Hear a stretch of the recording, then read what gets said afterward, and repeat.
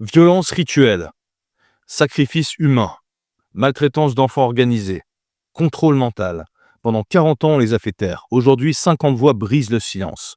Depuis les années 1980, des patients rapportent des expériences extrêmes de violence dans les contextes occultes. Des thérapeutes découvrent les témoignages convergents et des détails troublants qui se recoupent.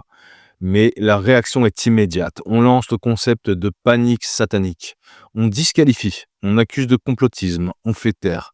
Pourtant, les survivants ont persévéré. Ils se sont connectés, ils ont continué à parler.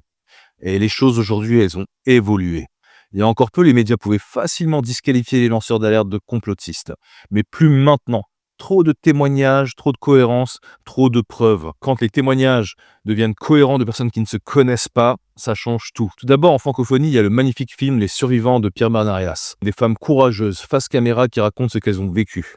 Des violences rituelles sataniques, contrôle mental et les réseaux organisés. Des survivantes qui ne se connaissaient pas mais qui racontent la même histoire.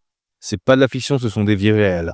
C'est un beau film, c'est pas facile à regarder, mais c'est quand même bien visionnable par les adultes. Et puis il y a eu 50 Voice of Ritual Abuse, qu'on peut retrouver sur YouTube ou sur leur site. En français, c'est 50 voix sur la violence rituelle. Ce projet vise à démentir les propagandes des abuseurs. 50 survivants du monde entier partagent leurs expériences en vidéo pour exposer la réalité de la violence rituelle et de l'emprise sur l'esprit.